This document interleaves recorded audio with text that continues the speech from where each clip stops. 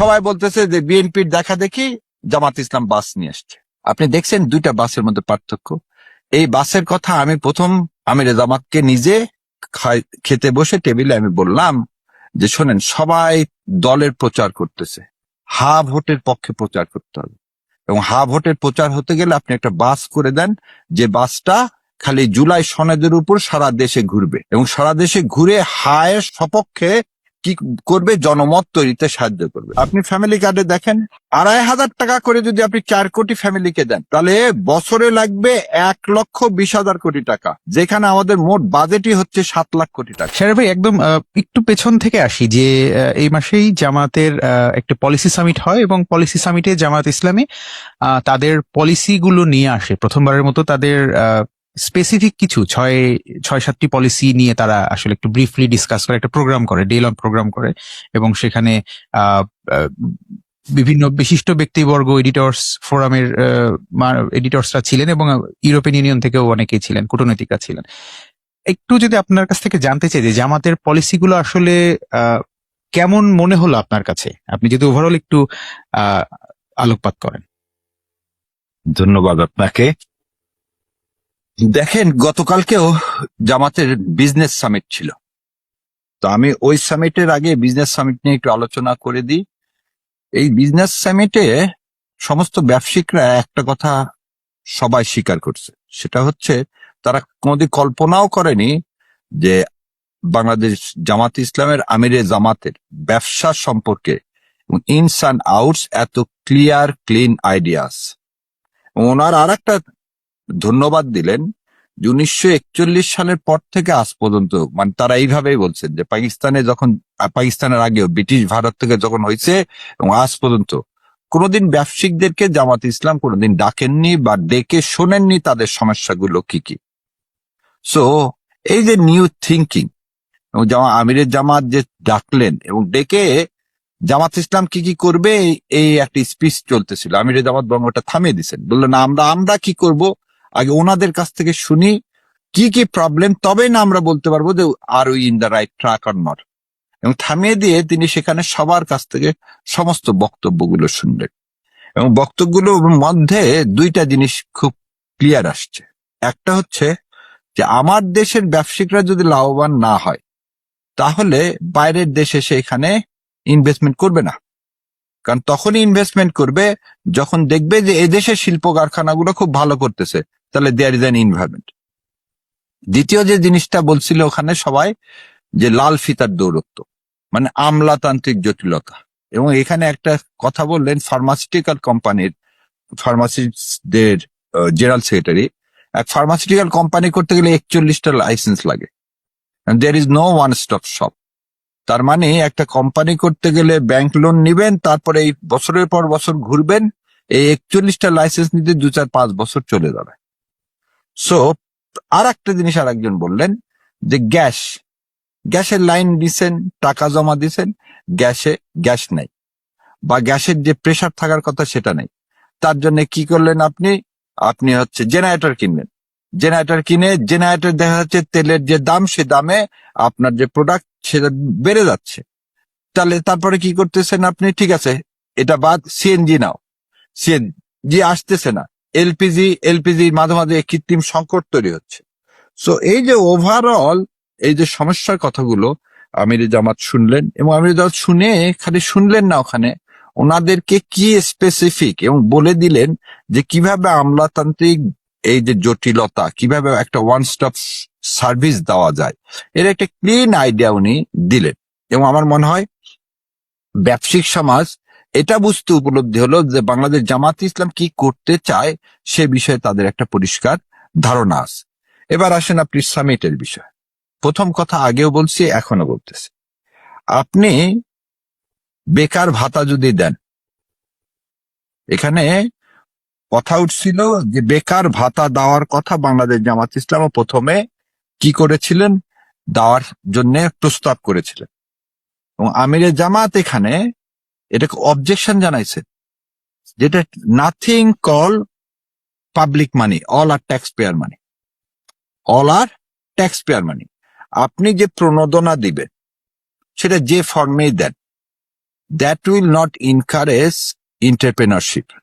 আপনার একটা রেসপন্সিবিলিটি আসবে না, এটা ওই গিফটটা অ্যাজ অফ রাইট বলে নিয়ে নেবেন আপনি, এবং আপনি এই টাকাটা থেকে কি করবেন না, কোনো আউটপুট আসবে না। যেমন ধরে নেন আমাদের দেশে ইউনিভার্সিটিতে যারা পড়েন বা মেডিকেলে পড়েন, তারা হয়তো গড়ে দেখা যাবে যে মাসে 17 টাকা বা 18 টাকা দিয়ে তারা মাসে মেডিকেল পাস করে গেল। তারপর আমরা তাদেরকে মেন স্ট্রিমে কতখানি কাজে লাগাতে পারছি, মেন স্ট্রিমে আপনি যে কন্ট্রিবিউশনটা করতেছেন সেই কন্ট্রিবিউশনটা কেমন করে হচ্ছে। তো প্রবলেম ইজ যে একটা ছেলে গ্রাজুয়েট হয়ে বের হয়ে সে কি পড়াশোনা করতেছে কেরানি হওয়ার জন্য, না সে সমাজে কন্ট্রিবিউশন করবে এইটার জন্য। তো এই যে ডিফারেন্সটা এই সম্মেলনে অ্যাড্রেস করা হলো। কি অ্যাড্রেস করা হলো? না প্রণোদনা না। আমরা কি করে, যেমন আপনি দেখেন ইংল্যান্ডে কি হয়, স্টুডেন্ট গ্র্যান্ট এবং লোন দেওয়া হয়, তো you have to pay off. ঠিক সেরকম 5 লক্ষ স্টুডেন্টকে যখন আপনি লোন দিবেন, তখন you have to create some sort of jobs. So তার মাথায় থাকবে যে না, আমি পাশ করে চাকরির পিছনে দৌড়াবো না, আমাকে কিছু একটা করতে হবে যেটা সমাজে কি হবে, কন্ট্রিবিউশন করবে। এবং এইখানে আপনি একটা জিনিস আমি দেখাই যে এই যে ফ্যামিলি কার্ড আর জামাতের এই যে কর্মসংস্থান পরিকল্পনা, এর মধ্যে দেখেন একটা বিরাট পার্থক্য। ফ্যামিলি কার্ডে আপনি যদি যান, ফ্যামিলি কার্ডে যেতে গেলে আপনি কি লাগবে দেখেন, আপনি ফ্যামিলি কার্ডে দেখেন 2,500 টাকা করে যদি আপনি 4 কোটি ফ্যামিলিকে দেন, তাহলে বছরে লাগবে 1,20,000 কোটি টাকা, যেখানে আমাদের মোট বাজেটই হচ্ছে 7 লাখ কোটি টাকা। তাহলে বাকি জায়গায় আপনি কিভাবে দিবেন? দ্বিতীয় কথা হলো, দেখেন ওভার স্পেন্ডিং, আমাদের যে ট্যাক্সের এরিয়া, আমাদের ট্যাক্স কত পার্সেন্ট কালেকশন হয়, কত পার্সেন্ট বিদেশ থেকে আমরা লোন নিই। আপনি যখন এই উদ্বৃত্তর জন্য লোন নিবেন, তাহলে তো আপনাকে হায়ার ইন্টারেস্ট দিতে হবে। এই ইন্টারেস্টটা কার উপর চাপবে? আবার ট্যাক্স পেয়ারের উপরে চাপবে, because you have to pay off. তার মানে কি, সার্কেল থেকে আপনি কখনোই বের হতে পারবেন না। একটা জাতিকে যদি বের হতে হয়, তাহলে কর্মক্ষম, আমাদের আজকে কি আনপ্রোডাক্টিভ স্কিল সোসাইটি, এই সোসাইটিকে কি করতে হবে, স্কিল বেস সোসাইটিতে নিয়ে যেতে হবে। আমাদের রিসার্চের পিছনে আমরা কত টাকা খরচ করি, আমাদের এখানে সার্ভিস সেক্টর বলে কিচ্ছু নাই। আমরা দাঁড়ায় আছি দুইটা জিনিসের উপর, এক গার্মেন্টস আর রিমিটেন্স। এই গার্মেন্টস আর এর চেয়ে বড় করার আর কোনো ক্যাপাসিটি আমাদের এখানে আর নাই। সো রিমিটেন্সের উপর আপনি কতদিন ডিপেন্ড করবেন? মিডল ইস্ট, আর আমাদের রিমিটেন্সটা বেশিরভাগই আছে মিডল ইস্ট থেকে। আল্লাহ না করে কালকে মিডল ইস্টে একটা গন্ডগোল হলো, তাহলে আপনি রিমিটেন্সের ধস নামলে আমার অর্থনীতি চলবে কিভাবে? আইটি সেক্টরের কথা বলা হয়েছে যে এটা বিরাট উন্নতি করবে, এখানে উন্নতির নাম দিয়ে লক্ষ লক্ষ কোটি টাকা কি হয়েছে, দেশ থেকে পাচার হয়ে গেছে। আমরা কিন্তু এখনো আইটি সেক্টরের সেই কল সেন্টার বলেন, যা বলেন, যেমন ব্যাঙ্গালোরে যেগুলো করছে, আমাদের এখানে কিছুই হয় নাই। সো সেই বাস্তবতার নিরিখে বাংলাদেশ জামাত ইসলাম দুইটা জিনিস দেখাইছে, যে এক্সপেন্ড কাট করতে হবে, গুড গভর্নেন্স করতে হবে, এবং লোন না নিয়ে, বড় না করে, রাদার দ্যান এই ট্যাক্সের সার্কেলটাকে আরো বৃদ্ধি করে মানুষকে কর্মক্ষম করা। আর আপনি ওই ভাতার বদলে মানুষকে বেকার করার চেয়ে বেকারত্ব নিরসন করে আপনি কি করছেন, মেন স্ট্রিমে কন্ট্রিবিউশন করার ব্যবস্থা করতেছেন। এটা দুইটা লাভ হবে, ব্রেন ড্রেন হবে না, এবং সমাজে অটোমেটিক্যালি এন্টারপ্রেনারশিপে বৃদ্ধি পাবে। So this is a fundamental departure from any other political পার্টির যে ইস্তেহার, যেমন বলা হয় যে বিএনপির 31 দফা। ধরে নেন আপনি 31 দফা বাস্তবায়ন করবেন কিভাবে, আজ পর্যন্ত সেটা আপনি বলতে পারেননি। জনাব তারেক রহমান বলছে I have a plan. What is his plan? Family card, কৃষি কার্ড। ঠিক আছে, এই টাকাটা আসবে কোথায় থেকে? এই 1 লক্ষ কোটি টাকা উনি আনবেন কোথায় থেকে? এই 1 লক্ষ কোটি টাকা যদি তিনি কৃষি কার্ড আর ফ্যামিলি কার্ডেই যদি দিয়ে দেন 2 লক্ষ কোটি টাকা, তাহলে বাকি টাকাগুলো তিনি কিভাবে আনবেন, যেটাতে হেলথ সেক্টরে যাবে কিভাবে, এগ্রিকালচারে যাবে কিভাবে, এটা আসবে কিভাবে? আরো একটা জিনিস দেখেন, যে বাংলাদেশ জামাত ইসলাম বারবার বলে এসছে, কি বলে এসছে, যে আমাদের সবার আগে দেশের সার্বভৌমত্ব রক্ষা করতে হবে, আজকে দেশের মধ্যে কর্মসংস্থান তৈরি করতে হবে। এই আহ্বানে দেখেন আজকে অনেকে একটা জিনিসের সমালোচনা করতেছেন। কিসের সমালোচনা করতেছেন? যে আপনারা কি জানেন যে ইন্ডিয়াকে যে ইপিজেডটা দেওয়া হয়েছিল তার লোকেশনটা কোন জায়গায়? যে ইপিজেডটা বাতিল করা হলো সেই ইপিজেডটা এই সীতাকুণ্ডুতে কোন জায়গায় ছিল সেটা কি জানেন আপনারা? এই 950 একর জমিটা কোন জায়গায় ছিল দেখা দেখা দেখতে পাচ্ছেন? এই জায়গাটা আপনি ইন্ডিয়াকে দিয়ে দিয়েছিলেন ইপিজেড করার জন্য। ওই জায়গা যদি ইন্ডিয়া দখল করে নিত, আপনার হিল ট্রাস্ট কোথায়, চিটাং কোথায় যেত? আপনি এই জায়গাটাতে কি করলেন? অনেকে বলছে যে ইয়া আছে, ওর নাম কি আল্লাহ, এই জায়গাটাতে দেখেন বলছে মেশিন টুলস ফ্যাক্টরি আছে, সেটা ঢাকাতে আছে। অর্ডিন্যান্স ফ্যাক্টরি আছে ঢাকাতে। ওই জায়গাতে এখন আমরা কি করতেছি? মিলিটারি ইন্ডাস্ট্রিয়াল জোন করতেছি। তাহলে মিলিটারি ইন্ডাস্ট্রিয়াল জোন যদি এই জায়গাতে আপনি করেন, আমি আরো বড় করে দেখাচ্ছি, এই জায়গাতে যদি মিলিটারি ইন্ডাস্ট্রিয়াল জোন করেন, তাহলে আল্লাহর ইচ্ছা ইনশাল্লাহ কোনোবার কোনোভাবেই ওই জায়গাতে আঘাত এনে আমার এই অংশটাকে বিচ্ছিন্ন করার কোনো সুযোগ থাকবে না। সো এই যে একটা প্ল্যান। তারপরে ধরেন আর একটা, সবাই বলতেছে যে বিএনপির দেখা দেখি জামাত ইসলাম বাস নিয়ে আসছে। আপনি দেখছেন দুইটা বাসের মধ্যে পার্থক্য। এই বাসের কথা আমি প্রথম আমির জামাতকে নিজে খেতে বসে টেবিলে আমি বললাম যে শোনেন, সবাই দলের প্রচার করতেছে, হা ভোটের পক্ষে প্রচার করতে হবে, এবং হা ভোটের প্রচার হতে গেলে আপনি একটা বাস করে দেন, যে বাসটা খালি জুলাই সনদের উপর সারা দেশে ঘুরবে, এবং সারা দেশে ঘুরে হায়ের সপক্ষে কি করবে, জনমত তৈরিতে সাহায্য করবে। মানুষ বুঝলো না বলে বিএনপির দেখা দেখি জামাতও বাস নিয়ে আসছে। আরে জামাতের বাসে তো জামাতের আমির চড়বেন না, জামাতের বাসের গায়ে লেখা আছে কি দেখেন, হা ভোটে হাতে জয়যুক্ত করুন। দাঁড়িপাল্লায় যুক্ত করে কথা বলেনি। ওই বাসটা সারা দেশ ঘুরবে খালি হায়ের জন্য, যেখানে বিএনপির মতো একটা বৃহৎ দল, তার চেয়ারম্যান আজ পর্যন্ত কোনো মিটিং এ বলেননি হাকে জয়যুক্ত করার কথা। সো বেসিক ডিফারেন্স, এই যে বেসিক ডিফারেন্স, এটাই মানুষকে বুঝতে হবে যে বাংলাদেশ জামাত ইসলাম মানুষের অন্তরের কথাটা বুঝতেছে, এবং সেই কারণে তাদের মেডিকেল রিসার্চের বিষয়, তাদের এডুকেশন পলিসি, এবং এই যে সবাই বলল যে জামাত ইসলামের তো লোক নাই। সো দ্যাট সামিট শোজ যে দেশের যত, খালি দেশ না সারা পৃথিবীর যত বাংলাদেশি আছেন তারা কিভাবে দেশে কন্ট্রিবিউশন করতে চায়, এবং এই জন্যেই বাংলাদেশ জামাত ইসলামের সামিটটা বোধহয় সারা পৃথিবীর মানুষের কাছে উন্মোচিত করছে। ইফ আল্লাহ অ্যালাউ জামাত ইসলামকে যদি অ্যালাউ করে ক্ষমতায় যাওয়া, তাহলে কিভাবে আমার দেশটাকে ইনশাল্লাহ দুর্নীতিমুক্ত করতে পারলে এটা মালয়েশিয়া সিঙ্গাপুর হতে বেশি সময় লাগার কথা না। শের ভাই, আপনি বলছিলেন যে জামাত ইসলামী যদি ক্ষমতায় আসে, যদি ক্ষমতায় আসার প্রথম শর্ত হচ্ছে যে একটা স্বাধীন এবং নিরপেক্ষ এবং সুষ্ঠু একটা নির্বাচন হতে হবে। আমাদের শুরুতে আশা ছিল যে এরকম একটা নির্বাচন হয়তো আমরা দেখতে যাচ্ছি, যে বাংলাদেশের ইতিহাসে প্রথমবারের মতো হয়তো একটা ভালো নির্বাচন আমরা দেখব। কিন্তু নির্বাচনে সোফার আমরা যেটা দেখছি, শেরপুরে গত পরশুদিন সংঘর্ষে জামাতের একজনকে মেরে ফেলা হয়েছে, এবং সারা দেশের বিভিন্ন জায়গায় তো এরকম সংঘর্ষের ঘটনা ঘটছে। বিশেষ করে নারীদের উপরে মারাত্মক রকমের একটা নিপীড়নের ঘটনা ঘটছে, নারীদেরকে বিভিন্ন জায়গায় হেনস্থা করা হচ্ছে। এই জায়গাটায় দাঁড়ায় আমি যদি একটু জিজ্ঞেস করি যে মানে সুষ্ঠু নির্বাচন হওয়ার সম্ভাবনা কতটুকু, মানে ভোট রিগিং এর আশঙ্কা কি আপনি দেখেন কিনা? ভোট রিগিং হবে না, ভোট ইঞ্জিনিয়ারিং হবে। আমি আবার বলছি যে ভোট রিগিং এর সম্ভাবনাটা আমার কাছে কম মনে হচ্ছে। কি কারণে? কারণ জামাত ইসলাম এবং বিএনপি, আমি যদি বলি যে দুইজনের সাংগঠনিক, অনেকে বলে বিএনপি বৃহৎ দল, আমার কাছে তা মনে হয় না। আমি সারা দেশে যতখানি ঘুরছি, ঘুরে আমার কাছে মনে হয়েছে জনসমর্থনের দিক থেকে বিএনপি এবং জামাত এখন ইকুয়াল, এবং মাঠের পর্যায়ে যদি বলেন জনশক্তির দিক থেকে, জনশক্তিতে বিএনপির চেয়ে জামাত ইসলামের জনশক্তি অনেক বেশি ক্যাপাবল, অনেক বেশি ইউনিফাইড, অনেক বেশি ট্রাস্টেড।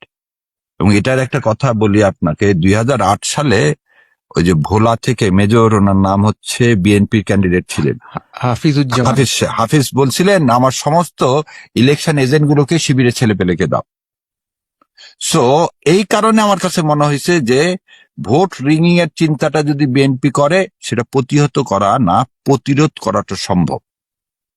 এবং তারা প্রতিহত করতে গেলে সেটা কি হয়ে যাবে, সেটা বিএনপির জন্য লস হয়ে যাবে। সো ভোট ওইখানে আমার মনে হয় না কি হবে, যে ভোট রিগিং এর কাজটা হবে না, ভোট ইঞ্জিনিয়ারিং হবে। কেন ভোট ইঞ্জিনিয়ারিং হবে একটা জিনিস আপনাদেরকে শুনাই। ভারতের সাথে কি সম্পর্ক হবে? ভারতের প্রধানমন্ত্রী, মাননীয় প্রধানমন্ত্রী নরেন্দ্র মোদী সাহেব চিঠির মাধ্যমে যখন উনি কন্ডোলেন্স মেসেজ জানান চেয়ারম্যান সাহেবকে, ওই লেটারেই বলছেন যে তারেক রহমান সাহেবের নেতৃত্বে নয়া দিগন্ত এবং নয়া new phase of relations they are willing to reset. ভারতের সাথে কি সম্পর্ক? তাহলে শুনলেন যে ইন্ডিয়া তার চরিত্র, মানে সাউথ ব্লক তার চরিত্র পরিবর্তন করেনি। আগে আওয়ামী লীগকে পছন্দ করছে, এখন তারা কি করতে চাচ্ছে, বিএনপি কে চাচ্ছে। তো তারা বাংলাদেশের মানুষের সাথে সম্পর্ক করতে চায় না, তারা সম্পর্ক করতে চায় একটা পার্টিকুলার দলকে, যে দলের সাথে তাদের যে গোল, সেই গোল অ্যাচিভমেন্ট করতে। সেই গোলটা কি, একটা সাবসার্ভিয়েন্ট করা। সেই গোলটা কি, একটা বাংলাদেশের যে স্বাধীনতার সার্বভৌমত্ব সেই মর্যাদা না দিয়ে একে একটা প্রদেশ হিসাবে কাউন্ট করা। তাহলে এই কথাটা আমি হঠাৎ কেন বললাম? এই কথাটা এই জন্য বললাম, এই বইটা হয়তো আপনারা পড়েছেন, coalition years by Pranab Mukherjee. Pranab মুখার্জির এই বইয়ের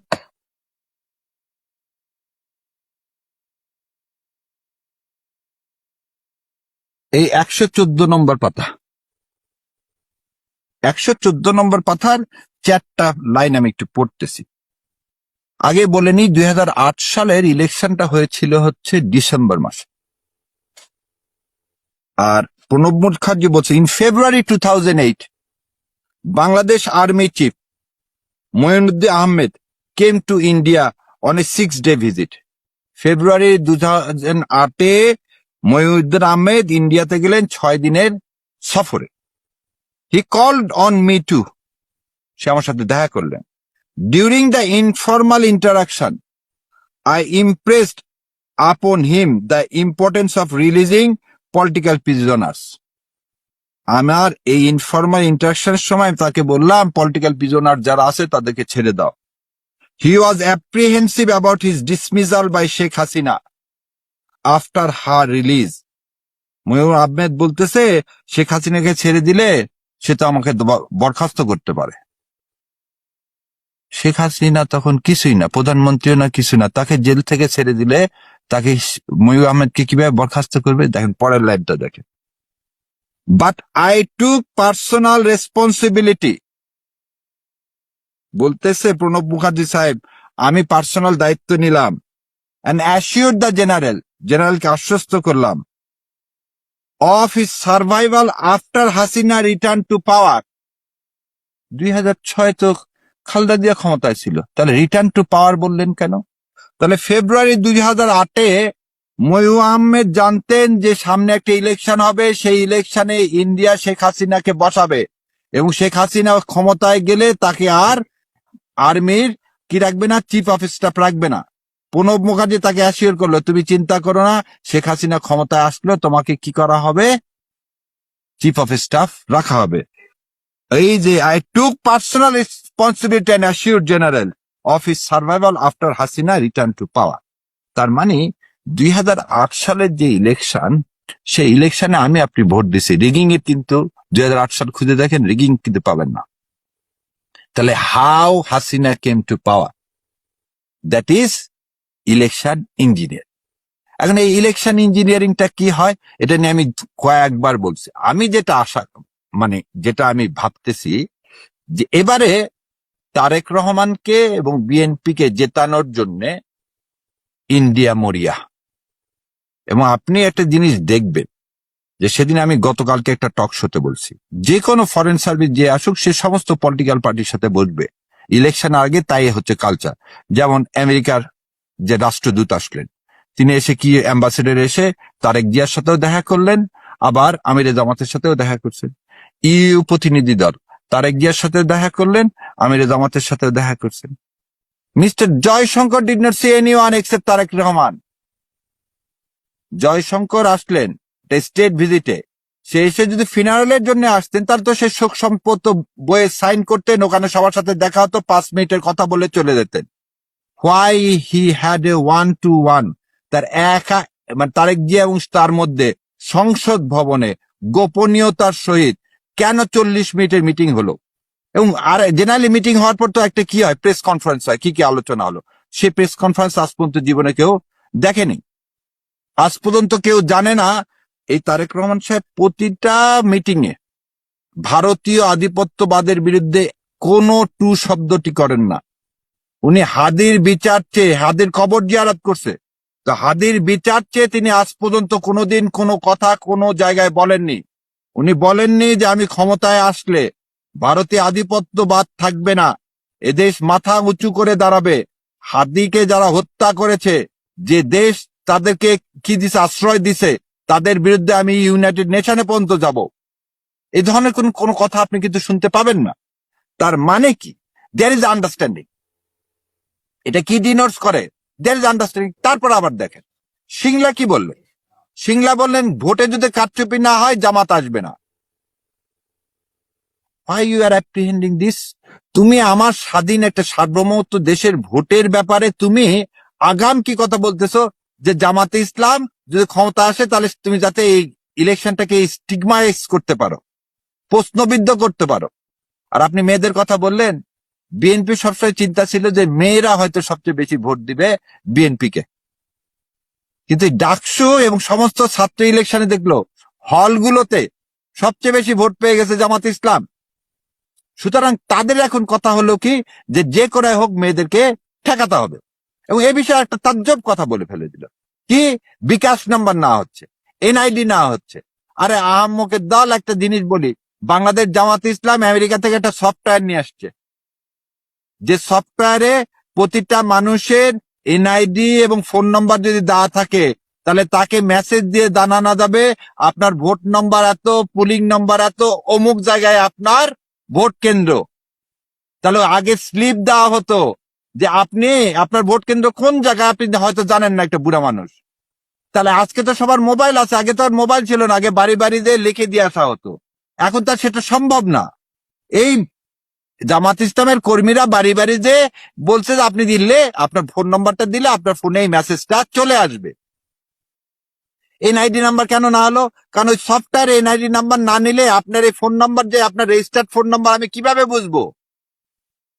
আমি একজনের ফোন নাম্বার নিলাম। শাহরিখ ভাই, এখানে আমি জাস্ট একটু ইন্টারাপ্ট করি, যে এখানে একটা আলোচনা আসছে এরকম যে এনআইডি নাম্বার চাওয়াটা কি বৈধ কিনা, এই একটা প্রসঙ্গ কিন্তু এখানে বিএনপির তরফ থেকে বারবার বলা হচ্ছে। আপনি একটু এটাও যুক্ত করবেন। আমি বলে দিচ্ছি, শোনেন। এবারে বিএনপি এই কথা শুনলে তো বিএনপি মাথা ইয়ে হলো। সমস্ত প্রশাসন বিএনপি কে এই সমস্ত ইনফরমেশন অলরেডি বিএনপি সমস্ত মোবাইল কোম্পানি থেকে কিনে ফেলে দিচ্ছে। I can challenge through you যে গ্রামীণ, রবি, সব থেকে বিএনপি সব এইগুলো কোম্পানি থেকে কিনে নিচ্ছে, কারণ ওই কোম্পানিগুলোর কাছে এই রেকর্ডটা আছে। কারণ হাসিনা এই কাজটা করে গেছে। হাসিনা একটা জিনিস দেখেন, থাম্বপ্রিন্ট দিতে হয়েছে আগে সিম নেওয়ার সময়, খেয়াল আছে? গ্রামীণের একটা ফোন নাম্বার নিলে আপনাকে থাম্বপ্রিন্ট দিতে হয়েছে, এনআইডি নাম্বার দিতে হয়েছে। এই গাছ জিনিসটা কি করছে, বিএনপি কিনে ফেলে দিছে। They have money. জামাত ইসলামের তো ওই টাকা নাই, আর জামাত ইসলামকে তো প্রশাসন ওইটা প্রোভাইড করতেছে না। এবং প্রশাসন প্রোভাইড করতেছে না বলে জামাতের কর্মীরা কি করছে, বাড়ি বাড়ি যে এটা করছে, যে কেউ যদি বলে যে দিব না, সেটা পার্সোনাল ইনফরমেশন দিবে না। এতে তো আইন ইনফ্রিজমেন্টের কিছু নাই রে ভাই। আমি বলতেছি আপনাকে এই মেসেজটা পাঠানো হবে, আপনি দিলে দেন, না দিলে না দেন। সুপ্রিম কোর্টে ডাটাবেস আছে, সারা দেশে ইলেকশন কমিশন কি ডাটাবেস থেকে বলছে সমস্ত রাজনৈতিক দলগুলোকে আমাদের ডাটাবেস থেকে সমস্ত ভোটারদের সমস্ত ডাটা আপনাদেরকে দিয়ে দিলাম, আপনারা ফ্যাসিলিটেট করেন, হ্যাঁ ভোটের পক্ষে আপনারা করেন, পার্সু করেন। ইলেকশন কমিশন দেয়নি। ইলেকশন কমিশন যখন এই কাজটা করেনি তখন তো আমাকে এই কাজটা করতে হচ্ছে। এবং এটাকে তারা বানালেন কি, ফোন নম্বরকে বানাই দিলেন বিকাশ। শোনেন, আমি আমার পার্সোনাল কথা বলি, আমার বিকাশ নাই, আমার বিকাশ বলেন, বলেন কি, এইসব কিচ্ছু নাই। তো বহু মানুষেরই তো ফোন নম্বর আছে, তাদের বিকাশ নাই। তো ফোন নম্বর চাওয়া মানে বিকাশ চাওয়া? আর জামাত ইসলাম বিকাশে একজনকে টাকা পাঠাবে আর ওটা রেকর্ড থাকবে না, সে লোকটা দেখাবে না। সো এই যে ন্যারেটিভ গুলো তৈরি করা, যে ন্যারেটিভ গুলোর কোনো রিয়ালিটি নেই। এই ন্যারেটিভ তৈরি করে এখানে ডিফেন্স না, উল্টা তারাই ডুবে যাচ্ছে। কারণ আমি তো বললাম আপনাকে, তারা সমস্ত মোবাইল কোম্পানি থেকে এই জিনিসগুলো কিনে ফেলে দিছে অলরেডি, এবং কিনে ফেলে দিয়ে তারা আবার এটাকে মার্কও করা শুরু করে দিছে, কে কোথায় কত পার্সেন্ট ভোট দিচ্ছে। সো এই যে কথাটা আপনি বললেন, এই জন্যই তারা কি করতেছে, দে হ্যাভ দ্য ইনফরমেশন, আর জামাত যাতে ইনফরমেশন না পায়। সো লেভেল প্লেইং ফিল্ড, তো এই this is call election engineering, this is one of the part of election engineering. So এই ইলেকশন ইঞ্জিনিয়ারিংটা করার জন্যই আরো একটা জিনিস বলেন, গত 1.5 বছর প্রশাসনে আপনি রদবদল করছেন, করেন, পুলিশ ইনঅ্যাক্টিভ। তাহলে প্রশাসনে যে 15 বছর যারা ছিল, যেমন আমি কোর্টে গেলেই বিএনপি লয়ারদের কাছ থেকে আমি শুনি 18 সালের উদাহরণ দেন তারা। 18 সালে দেশনেত্রী বেগম খালেদা জিয়ার নমিনেশন পেপার কোর্ট বাদ দিয়েছিল। আরে 18 সাল আর আজকের সাথে আপনি তুলনা করেন কিভাবে? 18 সালে তো আপনি যে অনেক সময় 86 সালের উদাহরণ দেন, আরে 18 সালে তো ভোট বয়কট করলো জামাতে ইসলাম। আপনিও বললেন যে ভোট কি নিরপেক্ষ হয়নি, তারপর আপনি 7 জন না কয়জন এমপি নিলেন, মহিলা এমপি নিলেন কিভাবে? আপনি হাসিনার আন্ডারে আপনি সেদিন কিভাবে ইলেকশনটা বয়কট করে আবার এমপি হলেন কিভাবে? এই যে হারুন সাহেব বড় বড় কথা বলে চাঁপাইনবাবগঞ্জের, উনি সেই এমপি ছিলেন সেই সময়, রুমিন ফারহানা এমপি ছিলেন সেই সময়। লেজিটিমাইজ আওয়ামী লীগকে কে দিল 18 সালে? 18 সালে লেজিটিমাইজ দিছে বিএনপি। এই যে 13 সালে আপসীন নেত্রী 13 সালের পর থেকে কখনোই এই তার অসুস্থতার সুযোগ নিয়ে বিএনপির কিছু নেতা সেই সময় 18 সালে তাকে কি দিল, লেজিটিমাইজ করে দিল আওয়ামী লীগকে। জামাত ইসলাম তো দেয়নি। জামাত ইসলামকে যারা দোষারোপ করে 86 সালে আওয়ামী লীগের সাথে, তো আপনারা বসে আওয়ামী লীগকে দিছেন, কি দিছেন, বিএনপির সাথে বেইমানি করছেন। আরে বেইমানি জামাত ইসলাম করেনি। জামাত ইসলাম 86 সালে ইলেকশন করে দেখিয়েছিল যে তত্ত্বাবধায়ক ব্যবস্থাটা কেন দরকার। আর 18 সালে আপনারা লোভের পরে আপনারা খালি গেছেন, লোভে পড়ে গেলেন, ঘোষণা দিলেন, অর্ধেকের বেশি 80% ক্যান্ডিডেট বললো এই ভোট নিরপেক্ষ হয়নি, আমরা ভোট বর্জন করলাম। আপনারা বললেন ভোট বর্জন করলাম, তারপর সন্ধ্যাবেলা হঠাৎ করে আপনারা কয়েকজন এমপি নিয়ে নিলেন। এর উত্তর আজ পর্যন্ত দিচ্ছেন দেন। এই যে ইলেকশন ইঞ্জিনিয়ারিং, এই ইলেকশন আপনি অফিসার গুলোকে দিয়ে আপনি ইলেকশন করাচ্ছেন। ইলেকশন কমিশন একবার বলে হা ভোটের পক্ষে, সরকারের সমস্ত অফিসাররা কি করতে পারবে, তারা প্রত্যক্ষ প্রচারণা চালাতে পারবে। আবার হঠাৎ করে কি হয়েছে, বলে না পারবে না। যেখানে হাইকোর্ট বলতেছে তারা পারবে, হাইকোর্ট অর্ডার দিয়ে বলছে যে প্রশাসন কর্মকর্তারা প্রচার করতে পারবে। তারপর আরেকজন এক টক শোতে বলতেছে যে ওই 77 সাল 84 সালের আর 91 সালের হাভোট দেখছি, ওগুলো হাভোট সব বানানা হাভোট। তাহলে আপনি নিজে বলতেছেন আপনার শহীদ রাষ্ট্রপতি জিয়াউর রহমান যে নির্বাচনে রাষ্ট্রপতি নির্বাচিত হয়েছে সে হাভোট অবৈধ ছিল? তাহলে আপনার রাষ্ট্রপতি অবৈধ, জিয়াউর রহমান অবৈধ ছিল, তার সাথে আপনি এই হাভোটের তুলনা করতে চান না? আপনি এরশাদের কথা বাদ দিলাম, 91 সালে পার্লামেন্ট ফর্ম অফ গভর্নমেন্ট থেকে প্রেসিডেন্সিয়াল ফর্ম অফ গভর্নমেন্ট থেকে পার্লামেন্ট ফর্ম অফ গভর্নমেন্টে আসছে। রাষ্ট্র সমস্ত যন্ত্র তখন কি করছে, এই হা ভোটের পক্ষে প্রচারণা চালাইছে, ও সেটা দোষ হলো না। জিয়াউর রহমানের সময় সমস্ত রাষ্ট্রযন্ত্র সাপোর্ট দিল হা ভোটকে, সেটা দোষ হলো না। এরশাদের সময় দোষ হলো না। আজকে বিএনপি দাবি তুলতেছে রাষ্ট্রে কি পাবলিকের পয়সা দিয়ে এটা করতে পারে না। এটা কি দ্বিচারিতা? আপনারা কেন জুলাই শরৎকে প্রকাশ্যে বলেন যে আমরা জুলাই শরৎ চাই না? এইরকম আপনারা ওই মিকি মাউস গেম খেলতেছেন কেন? আপনারা কোন জনসভায় বলতেছেন না জুলাই সনদের পক্ষে। আমরা একটা বাস নামাইছে বাংলাদেশ জামাতে ইসলাম হা ভোটের পক্ষে, সেটাকেও আপনারা পছন্দ করতেছেন না। আর হা ভোটের সাথে তো শহীদ হাদির রক্ত জড়িত, হা ভোটের সাথে জুলাইয়ের এই আত্মাহুতি দেওয়া হাজার হাজার সন্তানের রক্ত জড়িত। আপনি এই রক্তকে ভুলে যেন না, আর ইন্ডিয়ার এই সমর্থন নিয়েন না। ইন্ডিয়ার এই আধিপত্যবাদ এদেশের মানুষ আপনাকে ভোট দিবে না, এই সহজ জিনিসটা উপলব্ধি করতে ব্যর্থ হচ্ছে। সো এই জায়গাতে হচ্ছে পার্থক্য বিএনপি এবং জামাতে ইসলামের। শাহরিয়ার ভাই, ইলেকশনের দিন কি আইন শৃঙ্খলা পরিস্থিতির কি রকম হবে বলে আপনি মনে করেন? কারণ আমরা এখন যে অবস্থাটা দেখছি আসলে এটা তো দিনে দিনে আউট অফ কন্ট্রোল হয়ে যাচ্ছে এবং তিক্ততা আমার মনে হচ্ছে যে আরো বাড়ছে। সেইখানে দাঁড়ায় আসলে কিরকম হবে মনে করেন? দেখেন, আমার কাছে দুইটা জিনিস মনে হয়। একটা জিনিস হচ্ছে, অনেকে বলে না জামাত ইসলাম ভোট করবে না, জামাত ইসলাম ভোট চায় না। জামাত ইসলাম ভোট চায় বলে আপনি একটা জিনিস চিন্তা করেন, সামনের সারিতে বসা নিয়ে টিওনো সাহেব সবাইকে ডাকলেন, জুলাই সনদের উপরে কিভাবে আলোচনা হবে। সেখানে জামাত ইসলামের লোকজন আগে গেছেন, সামনের সারিতে বসছে। এই সামনের সারিতে বসাটা অন্যায়। এ নিয়ে আপনি একটা লোককে পিটিয়ে মেরে ফেলে দিলেন, তারপর জামাত ইসলাম কি ধৈর্যের পরিচয় দিলেন না? কতজন আর্মি ওখানে উইন্ডেড হলো, সাধারণ মানুষ তো আহত হলো, আপনি আর্মিকে পর্যন্ত ছাড়লেন না। আমি আপনাকে বলি ভাই, আপনি যেভাবে এই গ্রাফটা নেমে যাচ্ছে বিএনপির, এই গ্রাফ যদি আরো নামতে থাকে তাহলে বিএনপি কি করবে সেটা বিএনপি সিদ্ধান্ত নেবে। বিএনপি যতক্ষণ পর্যন্ত ভারতীয় আধিপত্যবাদ থেকে সরে না আসবে তার গ্রাফ নামতেই থাকবে এবং তার কোনো উপায় থাকবে না। এক সময় দেখবেন, হয় সে বলবে আমি ইলেকশন বর্জন করব, না হলে ইলেকশনে কি করবে, ত্রাসের রাজত্ব কায়েম করতে যাবে। ত্রাসের রাজত্ব কায়েম করতে চেয়ে সে সুবিধা করতে পারবে না, এরা আমি বলে দিচ্ছি, আমার বিশ্বাস।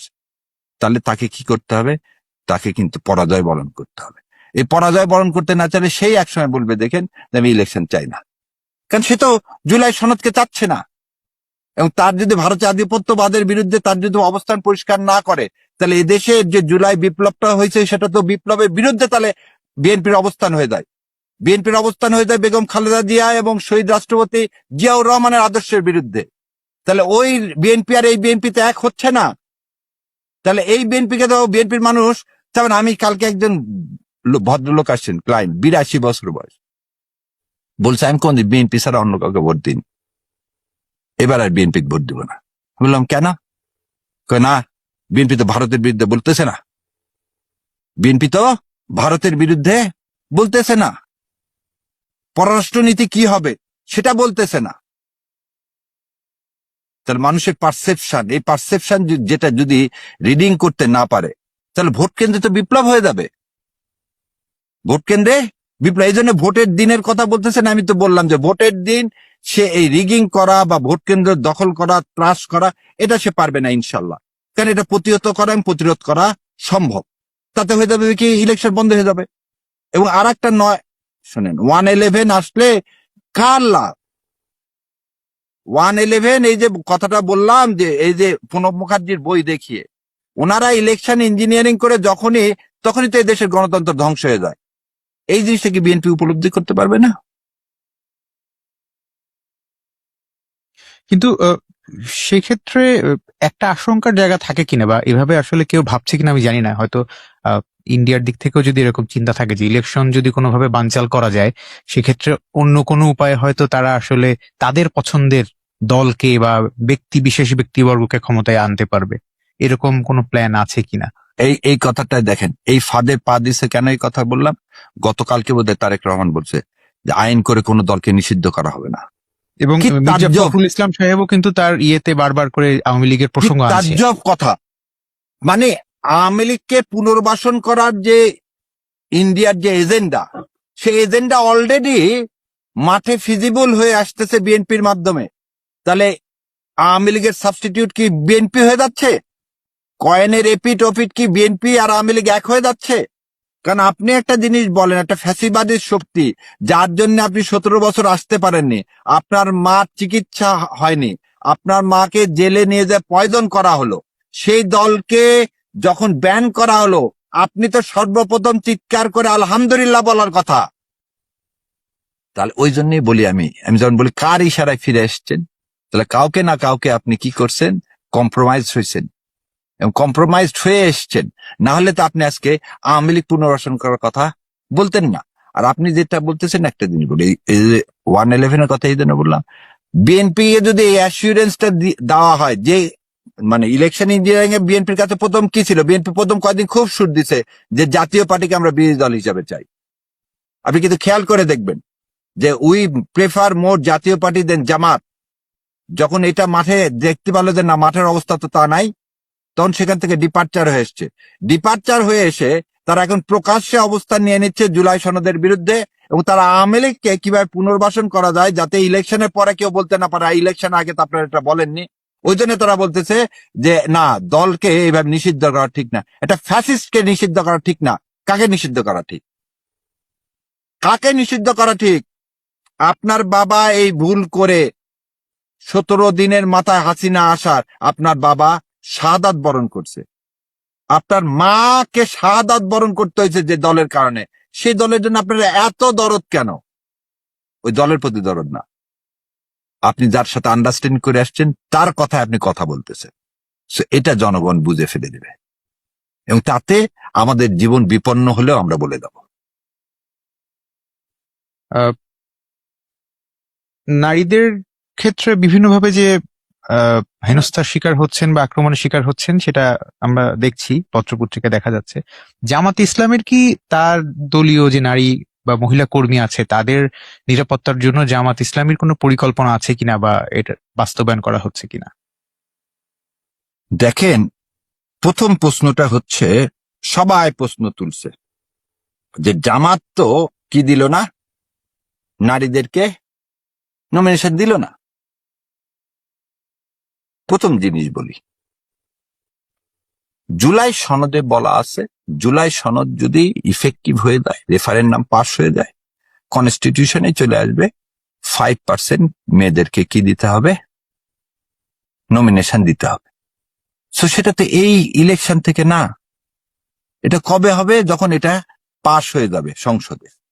ঠিক যেমন ভাবে যে জুলাই সনদে যা যা আছে, সেকেন্ড টায়ার বলেন, আপার হাউস বলেন, ডিসেন্ট্রালাইজেশন বলেন, সব তো আফটার, ইভেন তত্ত্বাবধায়ক সরকার ব্যবস্থা, সেটাও তো হবে কি এই জুলাই সনদ বাস্তবায়ন হলে, তার আগে তো না। তাহলে এই যে মিডিয়ায় যে কথাটা বলা হচ্ছে জামাত তো দেয়নি, এরা জামাত সবার 5% দিতে হবে, আর দিতে হবে না।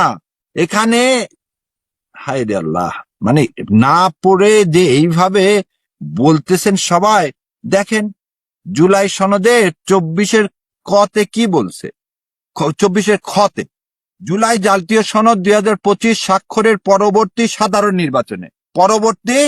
সাধারণ নির্বাচনে প্রতিটি রাজনৈতিক দলকে বিদ্যমান 300 সংসদীয় আসনের জন্য প্রার্থী মনোনয়নের ক্ষেত্রে ন্যূনতম 5% নারী প্রার্থী মনোনয়ন দেওয়ার জন্য দলগুলোকে আহ্বান জানানো হবে। পরবর্তী তত্ত্বাবধায়কটা পরবর্তী। আচ্ছা, তারপরে দেখেন আপনারা যে বাংলাদেশ জামাতে ইসলাম তার নারী আসন দিলেন না, এই কারণে এনসিপি থেকে বলে দেওয়া হলো যে তাদের 15-20টা মেয়ে অলরেডি দাঁড়াবে। এবং আপনি কি দেখলেন যে তাদেরকে 30টা সিট দিয়ে দেওয়া হলো। তারপর এখানে তো 30টা সিট এইভাবে বলে দেওয়া না, এই তোমাকে দেওয়া হলো 30টা, একটা গুচ্ছ দাও, তোমাদের যাকে যাকে ইচ্ছা তোমরা দাও। যে 7-8টা মেয়ে ইলেকশন করার কথা, সেই 7-8টা মেয়ে তাসনুবারা সহ, জারা সহ সবগুলো তো বের হয়ে চলে গেল।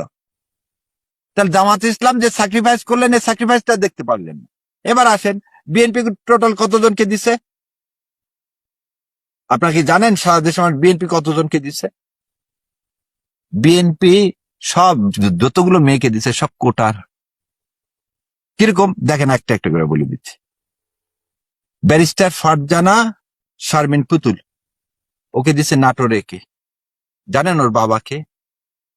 ওনার বাবা হচ্ছে আগে মন্ত্রী ছিল, যুব ক্রিয়া মন্ত্রী ছিল ফজলুর রহমান পটল। ফজলুর রহমান পটল ছিল রাজশাহী ইউনিভার্সিটি ছাত্রলীগের জিএস ছিল। জিয়া রহমানের ডাকে তিনি বিএনপিতে যোগ দেয়। তাহলে পটল সাহেবের সিটে পটল সাহেবের মেয়ে পাইলেন। তাহলে আমি কেন এই কথাটা বললাম যে শোনেন, আজকে যেখানে নারীরা ভোট চাইতে যে আক্রমণের শিকার হয়, সেইখানে কি জামাতে ইসলাম ওই ফিল্ড তৈরি না করে আজকে যদি নারী প্রার্থী দেওয়া হতো তাহলে কি অবস্থাটা দাঁড়াতো? তাহলে পটল সাহেবের কর্মী বাহিনী কাকে দিচ্ছে, সাবস্টিটিউট হচ্ছে। তাহলে এটা বংশ পরায়ণের কিন্তু রাজনীতি। জামাত ইসলামী তো সেটা নাই। আসেন সানসিলা জেবরিন প্রিয়ঙ্কা, সে কার? হজরত আলীর মেয়ে। হজরত আলীর মেয়ে কিনা? হজরত আলী কে ছিলেন? হজরত আলী সাহেব বিএনপির প্রার্থী ছিলেন। আচ্ছা, আসেন আফরোজা খান রীতা, মুন্নু সাহেবের মেয়ে, এইভাবে এলেন ভুট্টু। তো আমি যদি এইভাবে সাবাম আবেদ থেকে শুরু করে আমি যদি সবার কথা বলতে যাই, তাহলে দেখবেন সবার বাবা বা স্বামী কেউ না কেউ এই আসনে এমপি ছিল। সেখানে তাদেরকে সাবসিডাইজ করার জন্য এই পরিবারগুলো 18 বছরে ভিক্টিমাইজ, সেজন্য তাদেরকে দেওয়া হয়েছে। তো নারী কোটায় যে আজকে ইয়ার কথা চিন্তা করেন, ব্যারিস্টার রুমিন ফারানা, তাকে তো সিট দেওয়া হয়নি। উলিয়াদ তো আর ওখান থেকে যেতেনি। আপনি রুমিন ফারানাকে দিলে বুঝতাম যে না, আপনারা নারীর প্রতি সিট দিচ্ছেন, রুমিন ফারানাকে তো দেননি। সো এই যে ন্যারেটিভ জামাত ইসলামের সম্মানিত আমি সুন্দর করে বলছি, নারীর জন্য, আমার মায়ের জাতির জন্য আগে সবাই যখন 5% মেনে নিবে, বিএনপি তো 5% মেনে নেয়নি। বিএনপি কয় পার্সেন্ট দিচ্ছে? তারপরে তাদের কথা আমরা তো দিছে কিছু। আরে বাবা, ডাকাতের চেয়ে চোর ভালো। আর করলে পুরাটাই করেন, না করলে করেন না। ওই যে আমাদের বাংলা একটা কথা আছে, সুচ বলে চালন তোমার পিছনে ফুটা। এই রাজনীতি, অপরাজনীতি করেন না। যেটাই করতেছেন সেটাই হয়ে যাচ্ছে অপরাজনীতি। অপরাজনীতি করার কোনো সুযোগ নাই। শের ভাই, এখানে যদি আমি একটা প্রশ্ন করি, ন্যারেটিভের কথা আপনি বলছিলেন, আপনার আলোচনায় আসছিল, কয়েকটা ন্যারেটিভ দাঁড় করানো হয়েছে বিএনপির পক্ষ থেকে, যেটা বিএনপি প্রচার করে। তার মধ্যে অন্যতম, আপনার একটা কোড দিয়েই তারা একটা প্রচার করে যে জামাতে গেলে বেহেস্তের টিকিট পাওয়া যায়। আমরা যদিও দেখি যে বিএনপির অনেক নেতাকর্মীও এ ধরনের কথা বলছে মাঠ পর্যায়ে, কিন্তু এটা মোটা দাগে তারা জামাতের একটা হিসাবে প্রমাণ করার চেষ্টা করছে। গুপ্ত তাদের একটা ন্যারেটিভ, 71 তাদের একটা ন্যারেটিভ। সো এই ন্যারেটিভ গুলা আসলে কতটা এফেক্টিভ ভোটের মাঠে? এটা দুর্ভাগ্য। দুর্ভাগ্য এই কারণে ভাই, আপনার মাধ্যমে সারা দেশের কাছে বলতেছে, কারো কাছে যদি একটা টিকিট থাকে তাহলে আমাকে একটা দেন। আমি যদি টিকিট বিক্রি করে থাকি, কেউ আমার কাছ থেকে যদি কিনে থাকেন, তাহলে সে আসে। টিকিট হচ্ছে এইটা। কোনটা টিকিট? এইটা হচ্ছে টিকিট, আল কোরআন, আল্লাহর আইন এবং সুন্নাহ। আমি বহু মাকে শুনতেছি, ভাই আপনার ছেলেকে শিবিরে কেন দেন? বাবা, শিবিরে দিয়ে একটা কারণেই, যে আমার ছেলেটা আর যাই হোক খারাপ হবে না। খারাপ মানে ড্রাগ নিবে না। একটা মার পারসেপশনটা দেখেন, সন্তান শিবির করলে আর যাই হোক সে কি হবে না, সে ড্রাগ নিবে না। আমি সবসময় দুইটা জিনিস বলে আসছি। একটা হচ্ছে, যে দেশে 51% লোক মুসলমান, সেখানকার মিডিয়া বা সেখানকার রাজনৈতিক দলের কিভাবে দুঃসাহস হয় বেহেশত নিয়ে ব্যঙ্গ করার। বেহেশত নিয়ে ব্যঙ্গ করার কিভাবে দুঃসাহস হয়? যে দেশের 91% মানুষ মুসলমান, এবং মুসলমান কি, আপনি মুসলমানের কাজটা কি, আল্লাহ কি বলতেছে, আল্লাহ আমাকে সৃষ্টি করার পিছনে কি বলতেছে। চলেন আপনি সূরা মুলক দেখি। সূরা মুলকের 2 নম্বর আয়াতে কি বলছে, চলেন। সূরা মুলকের আয়াত নম্বর 2, আমি আরবি গুলো বলতেছি না, আমি বাংলায় পড়ে শোনাচ্ছি। তিনি সেই মহান সত্তা, যিনি সৃষ্টি করেছেন মৃত্যু ও জীবন, যাতে তোমাদেরকে পরীক্ষা করে দেখে নিতে পারেন তোমাদের মধ্যে কে আমলের দিক থেকে উত্তম। সো আল্লাহ ক্রিয়েটিং আস, আমাদেরকে তৈরি করলেন কি জন্য? সৃষ্টি করলেন কি? আমাদেরকে পরীক্ষা করার জন্য। এখন কি পরীক্ষা করবেন সেটা আছে, আপনি আসেন সূরা, আপনি সফে আসেন, সূরা সফে 9, 10 এবং 11 নম্বর আয়াত। চলেন সূরা সফে দেখি কি বলছে আল্লাহ তাআলা। দেখেন 9, 10, 9 বলতেছে, দেখেন, তিনি সেই সত্তা যিনি তার রসুলকে হেদায়েত ও সত্য দিন সহ প্রেরণ করেছেন, সকল দিনের উপর তাকে বিজয় করার জন্য। এবার মুশরিকরা তা যতই অপছন্দ করুক। তারা আমরা যখন দিন কায়েমের কথা বলতেছি, ইসলাম কায়েমের কথা বলতেছি, তখনই এই দিন কায়েম আল্লাহ তাআলা আমার উপর অর্ডার করতেছে, তুমি দিন কায়েম করো। সেটাকে বলতেছে না শরিয়া, সেটাকে তারা অপছন্দ করতেছে, তারা নতুন কনসেপ্ট নিয়ে আসতেছে, না লিবারাল ডেমোক্রেট হতে হবে। আরে আল্লাহর কোরআনের বিধানের আমি বাইরে যেতে পারবো? আসেন সূরা সফের পরে আপনি আসেন আরেকটা আশুরা, আশুরার 13 নম্বর আয়াতে আল্লাহ কি বলছে দেখেন, তোমাদের জন্য তিনি সেই দিনকে বিধিবদ্ধ করে দিয়েছে এবং তারপর কি, তোমরা দিনকে প্রতিষ্ঠিত করো, তোমরা দিনকে প্রতিষ্ঠিত করো। এখন দিনকে প্রতিষ্ঠিত করলে কি পাবেন? চলেন সূরা বাকারা আয়াত নম্বর 25 কি বলছে, আরো সুসংবাদ দিন তাদেরকে যারা ঈমান এনেছে এবং সৎকর্ম করেছে, তাদের জন্য রয়েছে জান্নাত সমূহ। আমি শাহরিয়ার কবির বলার কোন সুযোগ আছে? আল্লাহ তাআলা কি বলতেছেন 25 নম্বর আয়াতে সূরা বাকারার, যারা ঈমান এনেছে এবং সৎকর্ম করেছে তাদের জন্য রয়েছে জান্নাত সমূহ। চলেন সূরা নিসা, চলেন 124 নম্বর আয়াতে কি বলছে, আচ্ছা একদম বলে যাচ্ছি, সূরা নিসা থেকে শুরু করে, সূরা বুরুজ থেকে শুরু করে, সূরা কাহাফের 107 নম্বর আয়াতটা দেখেন, সূরা কাহাফের 107 নম্বর আয়াতে কি বলছে দেখেন, আমরা হচ্ছে গোলাম, আমাদেরকে আল্লাহ যা বলছে সেটাকে আমার কি করতে হবে, ফলো করতে হবে। 107, নিশ্চয় যারা ঈমান এনেছে এবং সৎ কাজ করেছে তাদের জন্য রয়েছে জান্নাতুল ফিরদৌস, ইন্নাল্লাযীনা আমানু ওয়া আমিলুস সালিহাত কানাত লাহুম জান্নাতু ফিরদৌস নজুলাম। তাহলে বাংলাদেশ জামাত ইসলাম কি বলতে চাই, কোরআনের আইন চাই, সৎ লোকের শাসন ব্যবস্থা চাই, কোরআন ও হাদিসের আলোকে দেশ পরিচালনা করতে চাই, এবং কোরআন ও হাদিস অনুযায়ী চললে আপনি কি পাবেন, জান্নাত পাবেন। এবং এই জান্নাতকে নিয়ে, এই কোরআনকে নিয়ে আপনি কিভাবে টিটকারি করেন একটা 91% দেশের মুসলমান হয়ে? এই যে ন্যারেটিভটা তৈরি করার আগে একবার জিজ্ঞাসা করবেন না, আমরা কি আল্লাহ সুবহানাহু ওয়া তাআলার এই কোরআনকে নিয়েও আমরা টিটকারি করব জান্নাতের টিকিট বিক্রি করার? আরে জান্নাতে কে যেতে চায় না? আমি জিজ্ঞাসা করছি বারবার যে একজন লোক বলেন তো যারা মুসলমান তারা জান্নাতে যেতে চান না? যে হিন্দু সে স্বর্গে যেতে চায় না, এরকম কোন হিন্দু আছে? স্বর্গে যেতে চায় না এরকম কোন হিন্দু আছে? এরকম কোন মুসলমান আছে যে জান্নাতে যেতে চায় না? তো জান্নাতে টিকিট বিক্রি করতেছি মানে কোরআন হাদিস পড়তে বলতেছি, অনুসরণ করতে বলতেছি, এর নাম কি? সো এই ন্যারেটিভ গুলো, এটাতে খালি আমার মুসলমান হিসাবে আমাকে আঘাত করা হচ্ছে না। এবং আমি ইমানি দায়িত্ব কেন বলছি, এখানে আল্লাহ বলতেছে তোমাকে এটা করা, তাহলে এটা is it not part of my ইমান? সেই জন্য এগুলোকে অন্যভাবে দেখা যাবে না। আর ভুল ত্রুটি আল্লাহ আমাদের ক্ষমা করুক, সবারই উচিত। এটা আমি এই কথা কখনোই বলিনি জামাত ইসলামকে ভোট দেন, যে দল পাবেন যে ইসলাম শরিয়া প্রতিষ্ঠিত করতে চায় তাকে vote then, not necessary Jamaat Islam.